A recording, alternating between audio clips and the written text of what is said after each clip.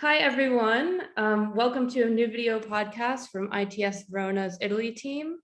Today, we'll discuss environmental security with Dr. Sonia Silvestri. Thank you so much for being here. Thank you for having me. Of course. Dr. Silvestri is a senior researcher in the Department of Biological, Geological, and Environmental Sciences at the University of Bologna, a position she's held since 2019. In her role, she teaches courses on applying remote sensing applications to coastal areas. She's also an adjunct professor at Duke University and earned her PhD from the University of Padova in environmental system modeling. Dr. Silvestri was previously part of the effort to coordinate remote sensing monitoring of the Venetian lagoon for the Venice Water Authority, and has taught courses such as environmental management in a changing world, coping with sea level rise at Venice International University. As such, she's highly knowledgeable about Italy's natural environment and the challenges it faces. Thank you. Hi, Dr. Silvestri, thank you for being here. I would like to begin our podcast by asking you a question in order to introduce the topic, the environmental security. Firstly, I would like to ask you, how should we define environmental security, and why is this becoming more important nowadays? Thank you. Okay, so first of all, thank you again for having me. It's a pleasure.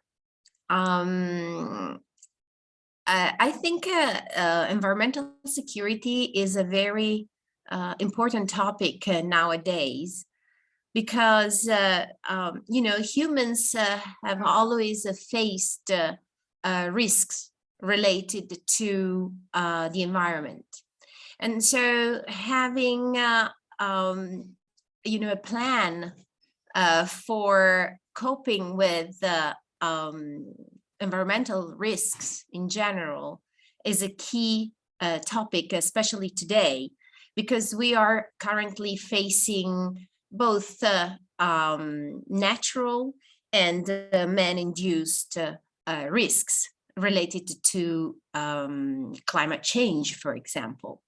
So I think that this is a very, a topic that we need to discuss further, and not just within the scientific community, but also with the politicians and just the civil society, because this is going to especially, all the risks that are related to climate change will have an important impact on the society and on, how people live and, and the everyday life, actually. So, the most important thing to have in mind is that the environment is a very complex matter. So whenever we change an environmental factor, we have feedbacks. And even if we're, sometimes quite good to forecast changes and feedbacks, for the environmental matters, the complexity of the environment is so big that forecasting feedbacks is difficult, still very difficult. So especially if we consider climate change effects, you might be familiar with the IPCC reports, and so you can figure out, even just reading the report, how much work and how much knowledge, scientific knowledge, we need in order to make predictions And of course, predictions are not always certain, but there is an uncertainty related to predictions. So this uncertainty is larger because of the complexity of the system.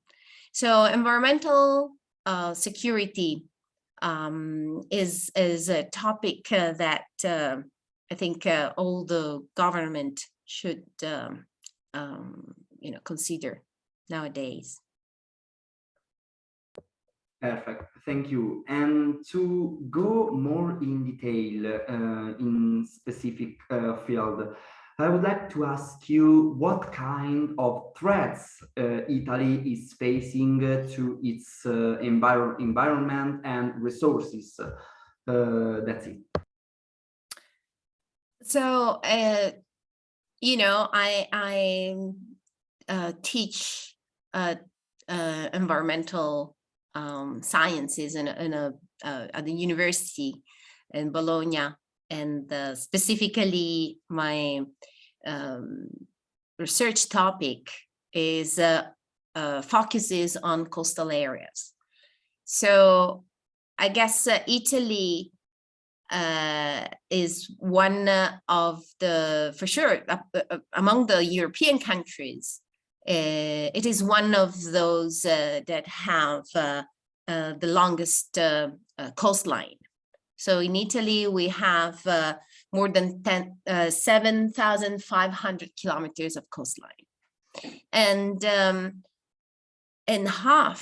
almost half of this coastline hosts beaches made of sand, are low-lying beaches with sand and gravel. So, and this means that climate change consequences related to sea level rise, for example, or related to extreme events that will increase their magnitude and frequency in the future, will have a very strong impact on Italy.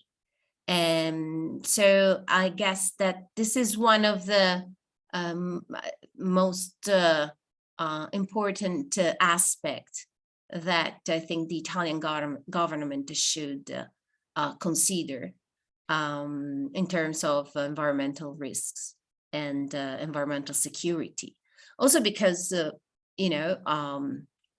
some of the largest cities in Italy are coastal cities. Just think of Venice, of course, but also Genova, Naples, Palermo, all big cities, Cagliari, all big cities, or also from the cultural heritage point of view, and they are all at risk, of course, of the impact of extreme events and sea level rise. Of course, there are many other aspects. The territory of Italy, of course, is affected by many issues related to landslides or earthquakes, of course. But I believe that especially for risks related to climate change, we should first of all take care of our coastline. Perfect. And practically speaking, how do these threats affect the states in a matter of its for what concern its individuals, its communities, and its life in a way? Yeah, as I said, just think of cities along the coast. if we experience no-sense tides, like we have in Venice, for example, we call it acqua alta in Venice. But these tides are just increasing in many other areas. For example, along the east coast of the United States, many cities are experiencing nuisance tides that happens when, you know, during major high tides, and many parts of the cities are flooded very frequently.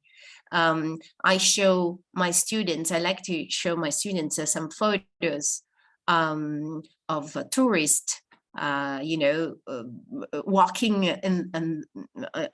with the feet in the water, and carrying the baggage, their luggages on top of their heads, and but there are palm trees.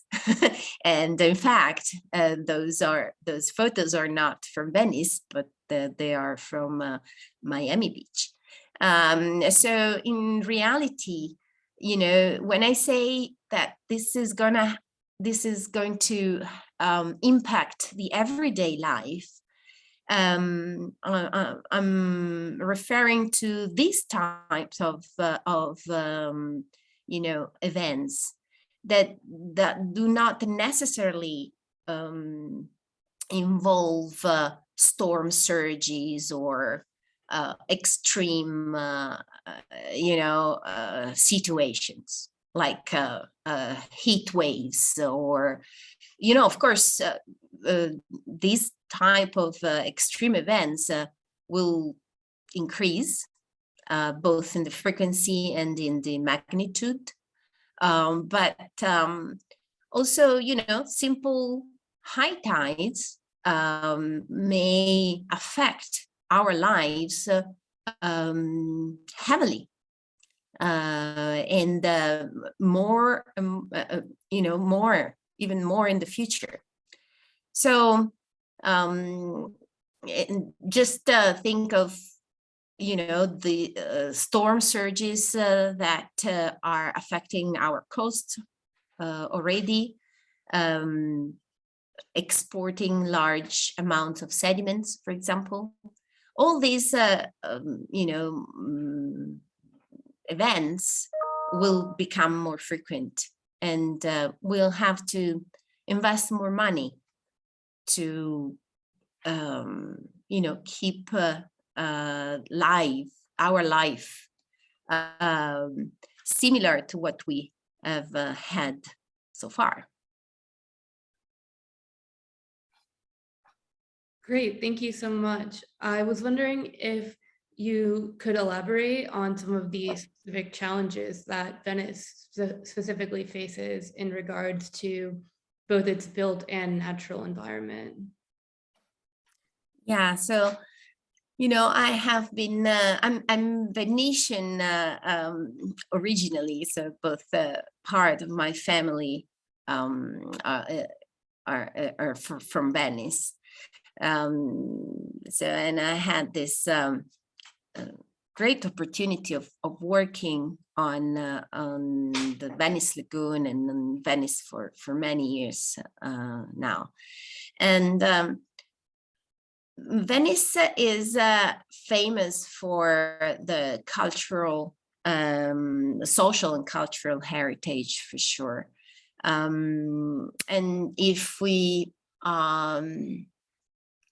you know, if we ask, you know, tourists why they visit Venice, I guess most, or the large majority, will answer that they go to visit some museums or the church, the San Marco Basilica, and so forth. Just a few actually come to Venice to visit the lagoon. even if, it is the largest lagoon in the Mediterranean Sea. It's more than 550 square kilometers. And it's really beautiful, even if you just rent a boat and, go around. Tourists are not aware of the amazing natural value and the ecosystem services that the lagoon provides. Because the Venice Lagoon is still in very good health conditions, at least in terms of water quality. The major problem that we are facing, and we have been facing now for at least 100 years, is the loss of sediments. So basically, they started in the 14th century, but mainly in the 16th century, most of the rivers that used to get into the Venice Lagoon were diverted to the north and to the south to prevent the lagoon from silting up. And then because of some works at the three inlets, the construction of the jetties, basically at the inlets, the lagoon started to lose sediments at sea. So a large amount of sediments are actually eroded from salt marshes and tidal flats, and they are transported from the currents outside the lagoon and at sea, basically.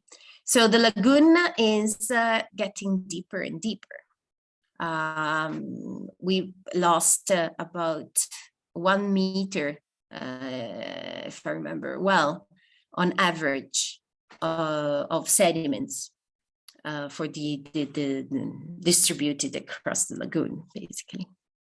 If we look at the bathymetry, it's basically 1 meter deeper on average than 100 years ago. So we are actually losing sediments, and the lagoon is becoming more similar to a coastal lake, or than a harbor than an actual lagoon, because lagoons are characterized by salt marshes, tidal flats, tidal creeks. And so erosion processes are actually changing the morphology, and this is a shame. And the Venice Water Authority has been working for many years now to prevent and reverse this process, but it's really difficult and very expensive. So Venice, the Venice Lagoon and Venice, they cannot be considered natural environment. Can I say of there have been, I have taken part into many discussions about the fact that is Venice still a natural environment? Is it? I don't know. I don't think there are many natural environments left on our planet. But I think that it's a managed environment that has still great natural values. So. Yeah, thank you so much. And finally, what action has the government taken to ensure environmental security in the past, and what can it do moving forward to perhaps do so in a better way, both, you know, on an Italy specific level and maybe beyond? So if you still refer to Venice, you probably are already familiar with the construction of these dams called Mose at the 3 inlets. There are barriers that can be raised when the major high tides are forecasted, and they basically disconnect the lagoon from the sea, creating a barrier. And so when the high tide in the North Adriatic, you know, is usually there is a difference of maybe 1 meter or a little bit more between the sea level outside the barriers and inside the lagoon. And this Moses system prevents this wave basically to get into the Venice lagoon and reach the city. The Italian government spent, you know, billions in this construction, the construction of the Mose. But of course, Venice has a huge value. So this is not just about how much money you know, Venetians or commercial activities lose when the high tide, the acqua alta floods the city.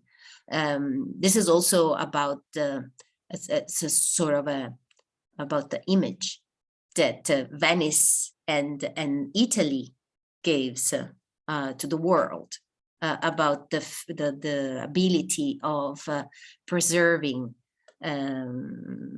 such an amazing city, right?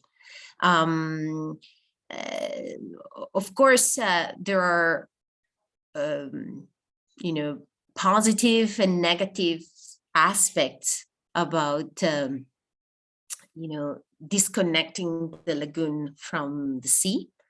For example, some recent studies show that you know, we might even you know, the Mose might prevent even more the sedimentation inside the lagoon, basically putting at risk salt marshes even more than before. But of course, we need a balance between you know, services, basically. And so, you know, I think that at the end, these dams are very valuable for the city. They protect, you know, the city from extreme events, which is very important. As I said, extremes will be, you know, more frequent. At the end, even if it was a very expensive work, public work, I think it's worth it. And in reality, there are other cities that will face similar problems, and it will not be as easy to protect them from sea level rise. You know, London, you know, built these dams along the Thames River many years ago. But I don't know if those will be enough considering sea level rise in the future.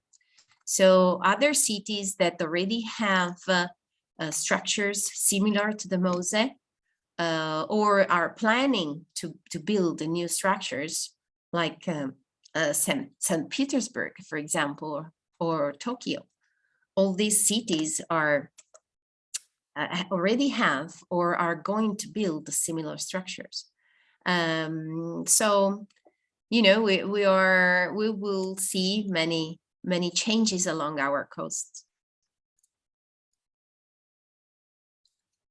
Thank you so much, Dr. Silvestri. It's great to hear from you on this important topic of environmental security. Thank you for having me. I hope you know, I could answer in a clear and interesting way your very interesting questions. Thank you. Definitely, thank Yes, you so much. obviously. Thank you very much.